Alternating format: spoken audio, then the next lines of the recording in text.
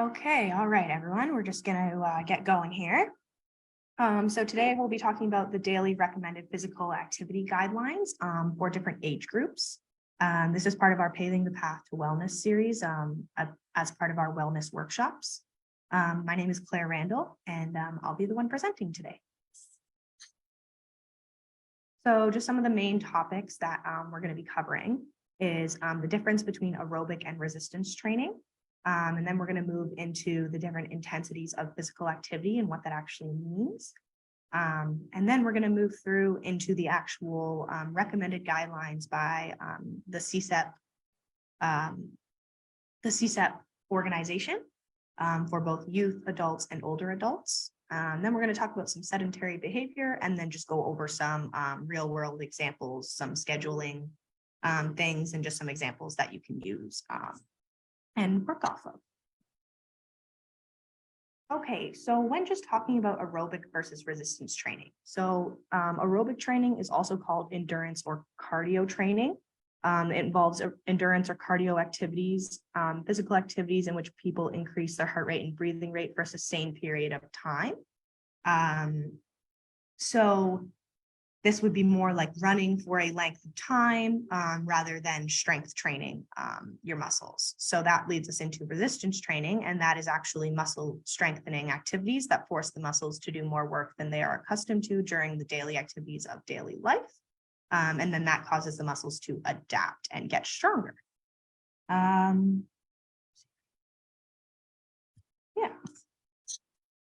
So just looking at some different examples here. So when talking about aerobic activities, we have different things, like I said, like running or walking or hiking, dancing, swimming, biking, high intensity sports like soccer, basketball, rugby. These things are all done for a sustained period of time. Not nice and quick, but done over more than a few minutes at one time. And then different muscle strengthening activities or resistance training, being exercises using bands, machines, free weights. This is dumbbells, body weight exercises like push-ups, pull-ups, planks, squats, lunges, to name a few, or even carrying groceries. That can be a good muscle strengthening activity, especially since groceries nowadays are a lot heavier and you're getting more groceries for things. So carrying those inside from your car, that can be considered a muscle strengthening activity. And now we're going to talk about the different intensities of physical activity and the different levels. They can be considered light, moderate, or vigorous. And we're going to go over what that means and then some examples about what that actually is. So light intensity activity is less than 3 METs or energy. So this could be things like sitting at the computer, washing dishes, cooking dinner, playing an instrument. You're not exerting yourself too high. You're just kind of leisurely. Moderate intensity being between 3 and 6 METs would be like brisk walking, swimming, a push mower for cutting your grass, shoveling some snow, some light cycling, or some active yoga where you're exerting yourself but not too hard. And then vigorous intensity is greater than 6 METs. This includes things like hiking, jogging, or running, basketball, soccer, fast cycling. So like we talked about before, more of that aerobic capacity type of exercise. Someone who's doing moderate intensity exercise is typically on a scale of 1 to 10, I would say probably about a 6 for their perceived exertion, whereas vigorous intensity exercises could be anything upwards of like a 7 or an 8 if you were to ask someone what their perceived exertion was on a scale of 1 to 10. When looking at this, a general rule of thumb is that 2 minutes of moderate intensity exercise will typically count for about 1 minute of vigorous intensity exercise. So it's obviously not a direct correlation and depending on the type of activity that you are doing. But let's say 30 minutes of moderate intensity exercise could be equivalent of energy burned for 15 minutes of vigorous intensity exercise, for example. Okay, and here is where we're going to get into the actual different guidelines that are recommended for the different age groups. So first, we're going to start with youth between the ages of 12 to 17, okay? So youth ages 12 to 17 should accumulate at least 60 minutes of moderate to vigorous intense physical activity daily. So this should include 3 days a week of vigorous intensity activity. So like we said in the last slide, this is a 7 or greater on a scale of 1 to 10. So this would be more of your aerobic activity, and then as well as activities that strengthen the muscle and bones at least 3 days per week. The more that you're exercising, the healthier that you will be, and the better benefits you will achieve. So as well with the youth, they also recommend limiting recreational screen time to no more than 2 hours per day. Sitting at a screen is considered sedentary, which we will get into a little bit more towards the latter half of our presentation. And then that also brings me to my next point, is limiting sedentary transportation, extended sitting, and time spent indoors throughout the day. So just the amount of time that people are sitting down or lying down.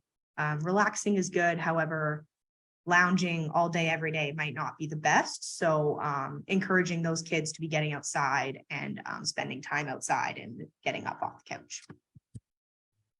So just some ideas about different activities. So they could walk, bike, or rollerblade to school, do a fitness class, that should say do a fitness class with their friends, go to the gym in the spare time with their friends. So again, a good social component. Some pickup basketball or neighborhood hockey would also be a good option for physical activity, as well as the social component of things. And then playing a sport outside of school or at school as well. These are just some ideas about some ways that kids can kind of get active, or teens can kind of get active, as well as like including that social component in things, because I do think that that's a really big part, especially during your teen years when you're developing and building that core group of friends. So these are just some benefits that being active for 60 minutes daily can help to achieve. So that can help our youth do better in school, grow stronger and grow their muscles, maintain a healthy body weight, and as well as improve self-confidence and mental health. With the more prevalent statistics that we're seeing nowadays with the mental health portion, especially, I do feel that that's a very important point, to make sure that you're getting that social aspect, you're improving your mental health, you're maintaining your body weight and growing stronger at the same time, as well as maybe doing it better in school because you're able to focus a little bit better. You're able to put effort into things that you want to, and maybe you're not feeling as lazy, so you're able to get more things done. Okay, and now we're going to move more into the adult section. So to achieve the health benefits, adults 18 to 64 years should accumulate at least 150 minutes of moderate to vigorous physical activity aerobically per week. So this is important to make sure that you're doing it in 10 bouts or more. So this is a little bit different because youth was more vigorous 60 minutes per day, whereas adults, they're saying that you need at least 150 minutes per week, and you want to make sure you're doing that in 10 minutes at a time. So not like a 3-minute vigorous moderate intensity, but at least 10 minutes at one time. Also beneficial to add muscle and bone strengthening activities, major muscle groups, 2 days a week. So that would be resistance training or muscle strengthening activities 2 days a week. And then the more that you're able to do things, the more physical activity or the more health benefits that this will provide for you. Okay, and these are just some different tips that we can look at when talking about adults getting active. So one thing is choose a variety of ways to be physically active and try them out. So I know a lot of people are self-conscious, a lot of people are nervous to try new things. If you just pick something and try it, then you might end up loving it, right? Get into a routine that allows you to get active how you want. So whether that's going to the gym in the morning, taking your dog for a long walk, going on a run, going on a hike, just into a routine that allows you to do it how you want to do it. The gym buddy system, like I was saying for youth, that social component is equally as important for adults. So by using the gym buddy system, you're able to get active, but also have that social component, which I think is a huge part of things. Doing some activity in front of the TV. So this would be maybe during commercials, you're going to get on the ground and do some sit-ups, or maybe you're going to, do your elliptical in front of the TV or walk on the treadmill in front of the TV rather than just sitting on the couch and watching TV. That could be a good way to get active while still continuing to do the same leisurely things that you're trying to do. drive less and walk or bike a bit more. So maybe the grocery store, or maybe not the grocery store, but the convenience store is a block or two down the street, and you normally drive there. Maybe we try walking there this time. A rec sports league, there's a lot of adult sports leagues that can be good, again, for that social component as well as physically active. And then do a workout class. This is a really good way to not have to think about what you need to do, but just have someone leading you and you're just following along. Really good way to get out of your comfort zone, but also not have to be a pro doing that. So being active reduces the risk of chronic health conditions. So it reduces the risk of heart disease, stroke, obesity, high blood pressure, type 2 diabetes, osteoporosis, cancer, premature death. These are just some of the examples. However, the more that you exercise, the more or the less likely you are to contract one of these chronic health conditions. As well as physical activity, it lowers your weight, your body weight. It increases your body composition, and that helps with our chronic conditions and reducing risk for our chronic conditions. So now we're going to talk about more of the older adult senior side of things. So anyone over the age of 65 falls into this category. So to achieve the health benefits and improve functional abilities, adults age 65 and older should accumulate at least 150 minutes of moderate to vigorous intensity aerobic physical activity per week, again, in 10 minutes or more at one time. So again, this would be going on a walk during the day, something like that, just something easy. It says moderate to vigorous, so you don't need to go full out intense, but just something that engages the heart and gets the heart pumping and the blood pumping, gets you sweating a little bit, around 5 to 6 or more on that 1 to 10 scale. So it's also beneficial to add muscle and bone strengthening activities 2 days a week. So 2 days a week, this is resistance or muscle strengthening activities 2 days a week, on top of the 150 minutes of moderate to vigorous aerobic activity. And then as well, this is the thing that's added for adults age 65 and older, is those with poor mobility should perform physical activities to enhance balance. So balance training is very important because we'll look at some stats in a slide or two, but balance is, we'll go to the next slide. But yes, balance is very important when it comes to the older population of people. And then these are just some tips to get active for older adults before we move into the balance component. So these could be things like joining a walking group or a running group. There's biking groups as well. I know Niagara has some good ones. A Heart Niagara workout class, or try hardcore. We have here at Heart Niagara, we do 20-minute bouts. They're nice and quick. It's a good way to come in, get some physical activity for the day, and then keep going with your day. Heart Niagara workout class, same thing. We have Diana running our workout classes here. She does a great job, and you don't really need to think about what's going on. You just kind of show up, you follow her lead, and you go from there. And it's a good way to get active for the day. Participate in a running fundraiser for charity. That's a good way to feel good about what you are doing. Another rec league for new sports you have or haven't tried before. So whether that's you haven't tried something that you've always wanted to try and you're thinking, now is the time. So I guess I'm just going to sign up and try it. And also stick to a schedule that works for you. So same with the last group of people, a schedule that works for you and working out how you want to work out. If you're in a routine and doing a schedule that works with your life, then you're more likely to actually get out and continue to do it.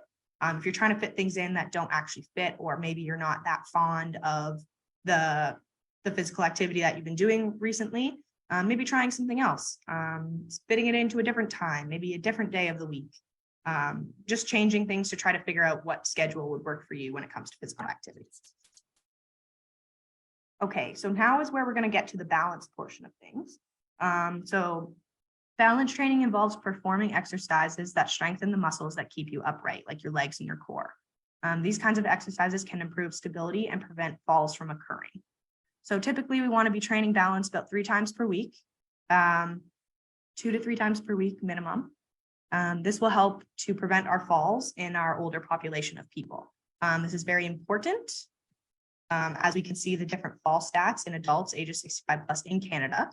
Falls are the leading cause of injury among older Canadians. So 20 to 30% of seniors experience at least one fall per year. I think that's a pretty significant amount. That's almost a third of our senior population. 85% of seniors injury lead to hospitalizations. That it also calls 95% of all hip fractures and $2 billion a year in direct healthcare costs. That is a huge, significant portion. Just due to falls, and working on balance and fall prevention can really help this. Over 1/3 of seniors are admitted to long-term care following hospitalizations for a fall. Again, that's 30% of that 30% of our population. The average Canadian senior stays in hospital 10 days longer for falls than any other cause. So I'm checking in for being sick, or I'm checking in for falling, and I'm going to, on average, stay 10 days longer from falling. Falls can result in chronic pain, reduced mobility, loss of independence, and even death. So if we get injured, 50% of all falls causing hospitalization happen at home. So again, if we're working on this balance aspect of things and we're trying to stay upright, this can allow us to be more mobile at home and reduce the risk of falls at home. And if we are home alone or anything, that can be scary at times. What if you can't get up to get to the phone to get to the hospital or whatever? So working on balance is very, very important. Injuries due to falls rose 43% between 2003 and 2008. That's very, very significant. And then same thing, as the injuries due to falls rose, the deaths due to falls rose 65% between 2003 and 2008. And again, looking here at the bottom, the good news is that falls are preventable and action can be taken. So in order to prevent this and improve the falls in Canada, we can work on our balance, and that can decrease the risk for falls. So again, just going back to our guidelines, some benefits of being active for 150 minutes a week as an older adult. This is maintaining functional independence, improving mobility, balance, and fitness, improving body composition and overall health, which in turn, improving your body composition will lead to a reduced risk for chronic conditions, as we already previously discussed. And then improving the mental health, again, as we discussed earlier, that is a huge portion, especially nowadays with it being talked a lot more. It's a big factor. And improving mental health and mental well-being is a really big thing. And I think that physical activity really helps that. Okay, so now we're going to talk a little bit about sedentary behavior. What is it and why do we care? Why is it important? Okay, so we just talked about all those guidelines, but now when we look at the actual population of Canada, 82.5% of the population does not meet the daily recommended physical activity guidelines for their age group. They are sedentary for most of the day that they are awake, and this is a very significant portion of our population, 82.5%. That is over 3/4 of our population that is not being active enough to reduce the risk of chronic disease, to improve body composition, to improve mental health, mental well-being. 82.5%, that is fairly significant. So sedentary behavior is characterized as any waking behavior characterized by a very low level of energy expenditure while sitting, reclining, or lying down. So as we discussed previously, light intensity activity is below 3 METs. Sedentary behavior would be about 1.5 METs of energy. So this is important to know because engaging in a completely sedentary lifestyle increases the risk for cardiovascular disease, diabetes, hypertension, cancer, etc., other chronic conditions. Sedentary means that you're not even up and you're not even standing. You're not even loading your bones. You're completely relaxed, which relaxing is a good thing. And we want to relax and we want to take the stress off. However, not all day, every day. And we definitely don't want to be sitting down or lying down for most of the day. Like I said, watching TV would be one of those times that we would be sedentary. So even just getting up and doing some of those exercises in front of the TV, like the squats, lunges, planks, push-ups, different things like that, just doing that can decrease the sedentary behavior. Okay, so the recommendation. So currently in Canada, the population averages 3.2 hours of screen time a day and 9.8 hours of sedentary time per day. So 3.2 hours, that's just over 3 hours of sitting there with the screen actually on the phone. That's involved in the 9.8 hours of sedentary time. So that's almost 10 hours of the day where we're just sitting there. This is from the time we wake up. So this is not including our sleep. This is not including, when we're actually in bed for the night. This is from the time we wake up in the morning until the time we go to bed at night. There's about 10 days or 10 hours of sedentary time per day in an average Canadian lifestyle. So the government of Canada actually is making a recommendation to try to reduce screen time to 2 hours or less per day. This is trying to get it down from the 3.2 hours. So they base that on trying to make it realistic, right? They don't want to try to be like, you can only have 30 minutes of screen time a day when everyone's averaging over 3 hours. That's not realistic. However, maybe knocking off an hour, getting outside for a walk, that could be taking off an hour of your screen time. And then as well as limiting sedentary behavior to 8 hours or less per day. So again, not 10 hours, but closer to 8 hours. So maybe you go to work and you're at work and you sit at a desk all day. That could be considered sedentary. So making sure that you're taking those breaks. So limiting to 8 hours total of sedentary behavior per day is the Government of Canada's recommendation. Okay, and then we have two real life examples of different schedules, I guess you could call them, that people have tried to fit in physical activity in their lifestyle. So first, we're going to look at Maria. She's age 46, so she's in our adult population. So active mom Maria, 46, wants to spend more time with her son, who loves to be outdoors and spends a lot of time at the basketball court. Maria makes plans so that she can be active with her son, but her work schedule made it hard to do more until she and some coworkers formed a lunchtime walking group. These are moderate and vigorous, intense activities. So as we can see here, Sunday through Saturday, we can see different physical activity increments that Maria was able to fit into her schedule. She ended up being able to fit in 150 minutes of moderate to vigorous physical activity and spending more time with her son. So as you can see here, it is possible. We can see Sunday, Sergio and Maria take the dog for a walk at night, which equals 30 minutes. Monday, she took a little break. Tuesday, Maria participates in a yoga class while Sergio is at basketball practice. Wednesday, she walks at lunchtime with her lunchtime walking group. Thursday, she goes and actually lifts weights, which is considered her muscle strengthening, one of her 2 muscle strengthening per the week. Sergio and Maria take the dog for a walk in the evening again. And then Maria does some heavy yard work in the morning and then goes for a walk. So that would be her 2 muscle strengthening activities. So as you can see here, it equals 150 minutes. So Maria is able to actually fit that all in. So I thought that was just a really nice way to break it down and to show you a little bit of a schedule about how she's able to fit in her physical activity for the week. It may not be going to the gym and pumping iron and feeling the burn and all those things that people are normally associating physical activity and exercise with, but it's more walking at lunchtime, taking the dog for a walk, doing a yoga class, a workout class while Sergio is at basketball practice. So it's just trying to fit it all in when you have time. And this also comes back to scheduling and making a routine for what works for you and being able to fit that all in. And now we're just going to look at Juan. He's age 73, so he's in our older adult category. So Juan just turned 73. He's always been moderately active and wants to stay that way. However, he has retired to a small rural community that doesn't have recreation facilities. So he invested in an indoor bike and planted a garden. These are moderate and vigorous intensity activities. So he has it set up a little bit differently, still Sunday to Saturday. Monday, he works on his garden before lunch for about 30 minutes. Tuesday, he bikes indoors for 10 minutes at a time with a 5-minute break. So this could be really good. Maybe he's watching TV while he's doing that, getting his leisure time in while also making sure that he's staying active. Again, Wednesday, same thing. He's doing his gardening before lunch. Friday, he meets his neighbor every Friday for a brisk walk, which is really good. Again, social time. And then again, he works on his garden. So it looks like Juan really likes to garden. He's able to get in his 150 minutes of moderate to vigorous physical activity while still getting in that 2 days of muscle strengthening.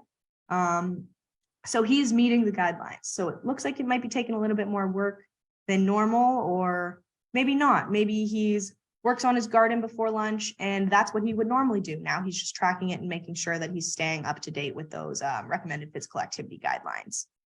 All right. And that is everything. So I'm all done. Does anybody have any questions for me?